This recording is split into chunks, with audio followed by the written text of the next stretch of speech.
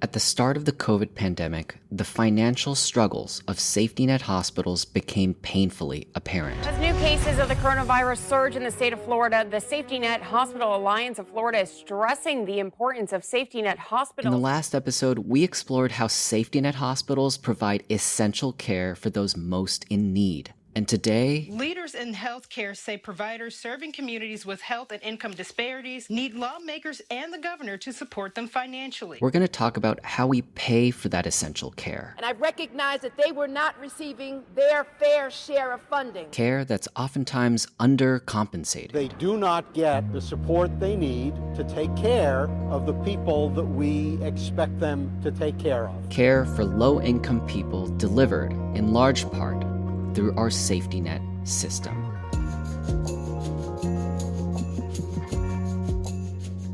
You're listening to a 3-part series, the story of America's safety net hospitals and how we pay for them, from Health Affairs. I'm Michael Shen, a primary care doctor in New York City's public hospital system. Today, part 2, we'll look at the complex patchwork of supplemental payments that keeps our safety net hospitals just above water. This is a disproportionate share.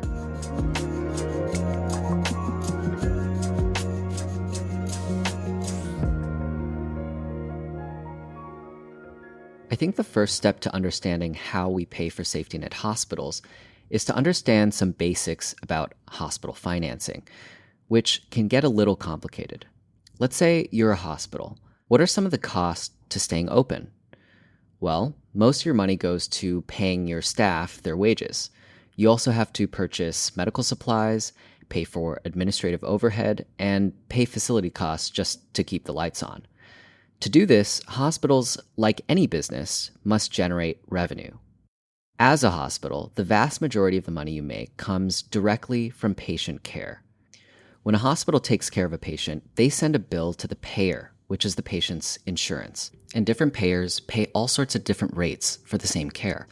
In general, people are covered by either the government through Medicare and Medicaid or by private commercial insurance. So what about people who have no insurance? Well, currently 8% of Americans are uninsured.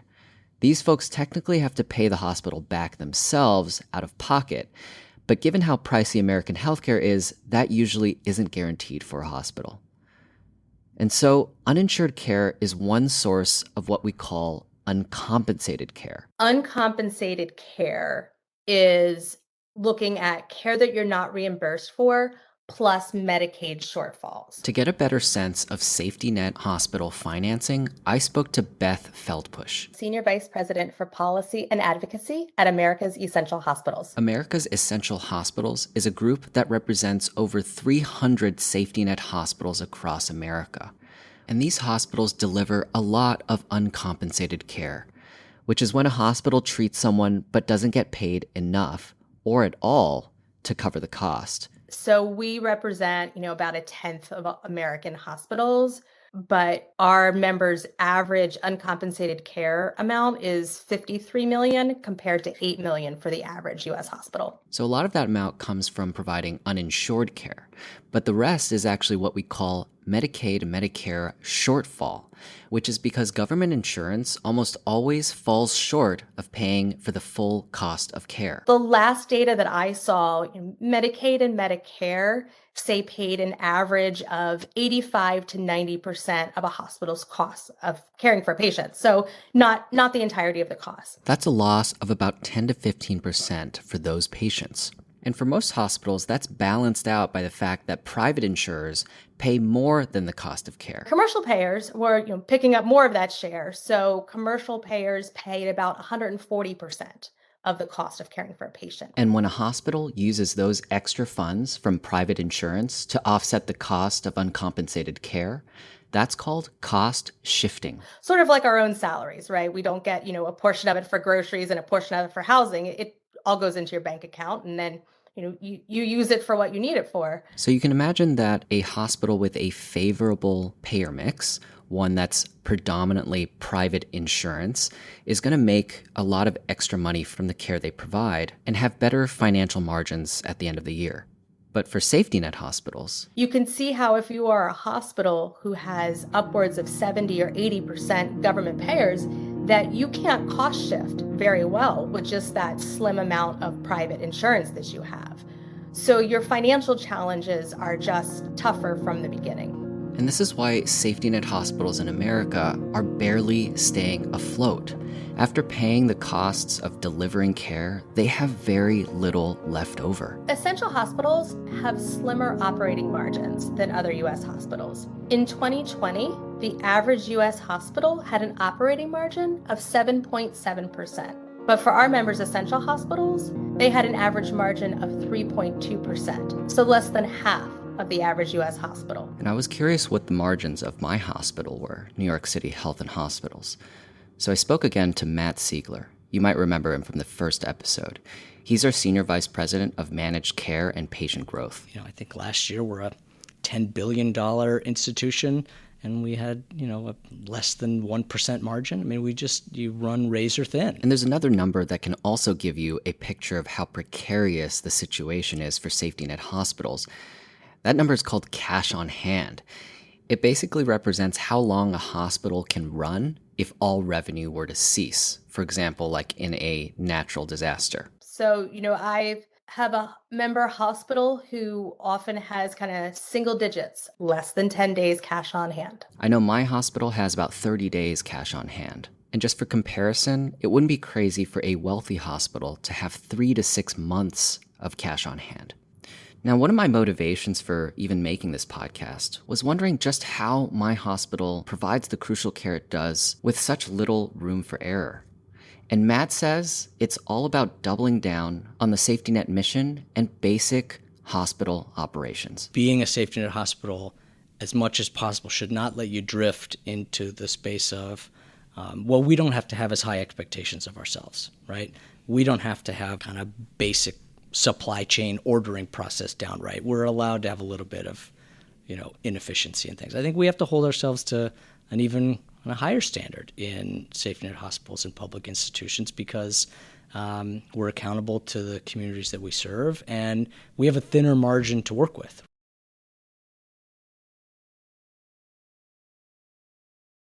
So at this point in the series, I'm going to jump into some of the more nitty-gritty ways that we pay for safety net care. And what's really interesting to me is that to even make these thin margins happen requires layers and layers of supplemental payments from the government. And it gets really confusing. I often describe safety net financing as sort of a Jenga tower of financing. So it's these layers sort of built up there, stacked up on one another. It's not always the best built structure. And in fact, we think like, who would ever put this many pieces together? Why can't you just pay what they need to be paid? But all of those pieces are incredibly important to the hospitals. It all gets patched together to help these hospitals make their mission. But if you start to pull bricks or planks out of that structure, you can only take so many out before the whole thing crumbles down. So we already talked about how Medicaid and Medicare pay less than the cost of care. Remember that in the last episode, we established that Medicaid was always a structurally disadvantaged program. And one of the ways that plays out is that Medicaid tends to pay the least out of all insurance, coming in at about 70% of what Medicare generally pays.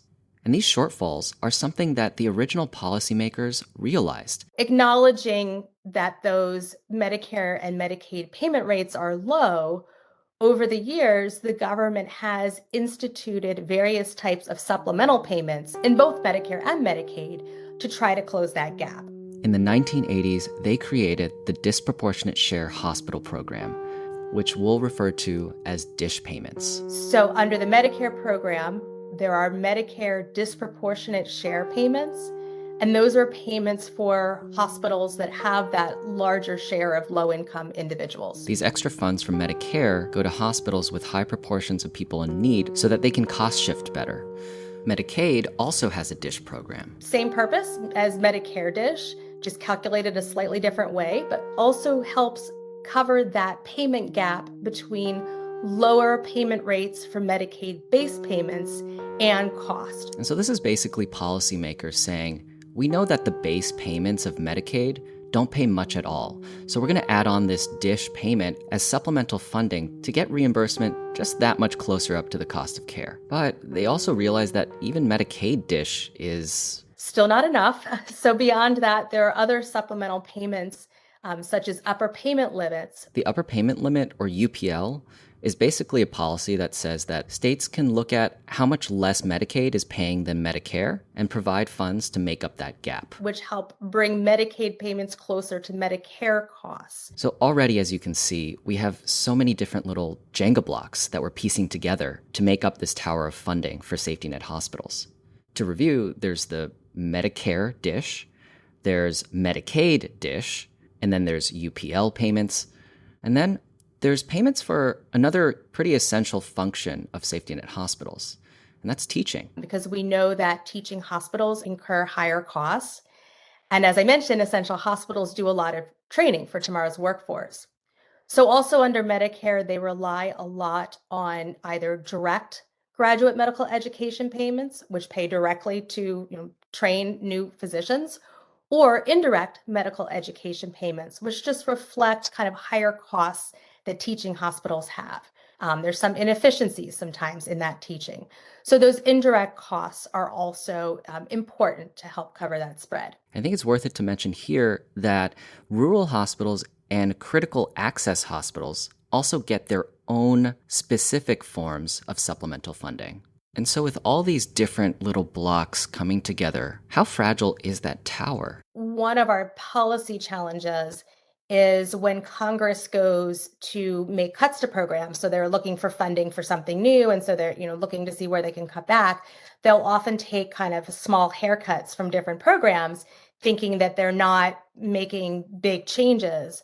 But for our hospitals that are reliant kind of on that crazy tower of payments and piecing it together, they're impacted by all of those little cuts. And it's like pulling out bricks from that Jenga tower, and you can only pull so many of them out before the whole thing falls over. And I also wondered, what would be the actual practical fallout of taking away some of those bricks? So if you took away Medicaid DISH, just Medicaid DISH, our members' average margins would drop from 3.2%, positive 3.2%, to negative 0.1%. So safety net hospitals are really just living on the edge.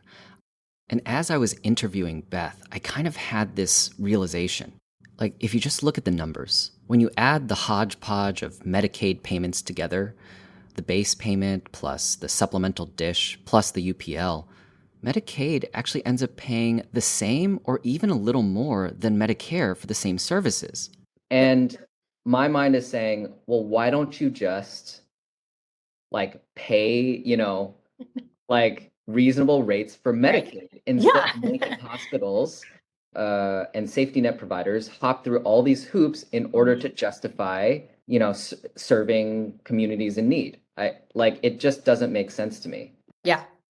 You are correct. It does not make any sense.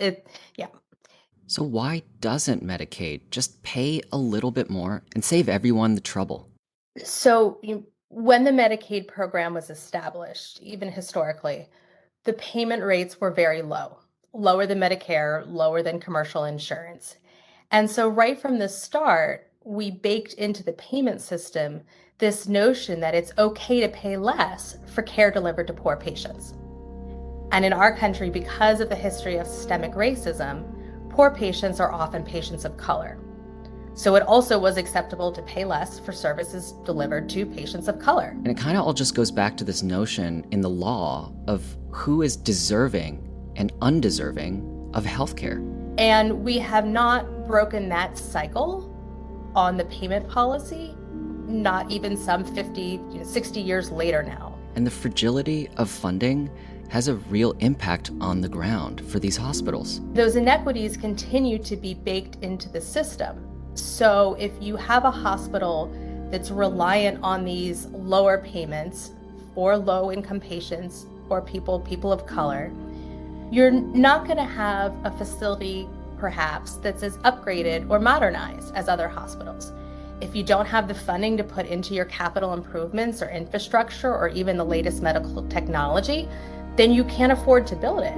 And this also makes it harder for safety nets to attract healthcare workers. Because they often can't compete with salaries from some better financed health systems.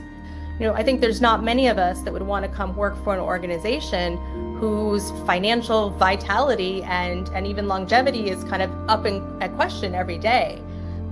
And this is just my opinion, but I think that the most regrettable results of poorly financing our safety net is really a cultural one.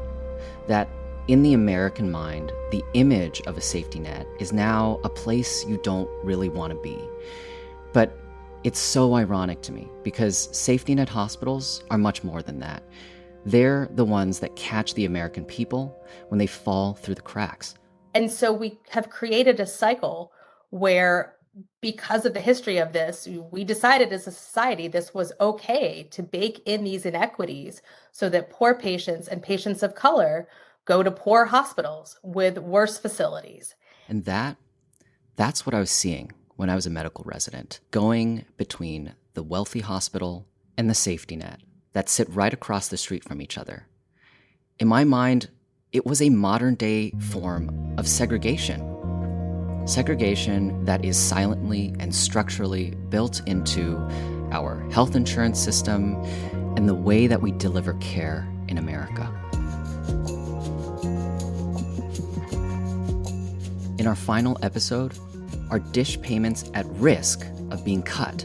We'll talk about some of the very real policy challenges to funding safety net hospitals, and also take a look at the future. What kinds of solutions are out there? Thanks for listening. This is A Disproportionate Share. See you next time.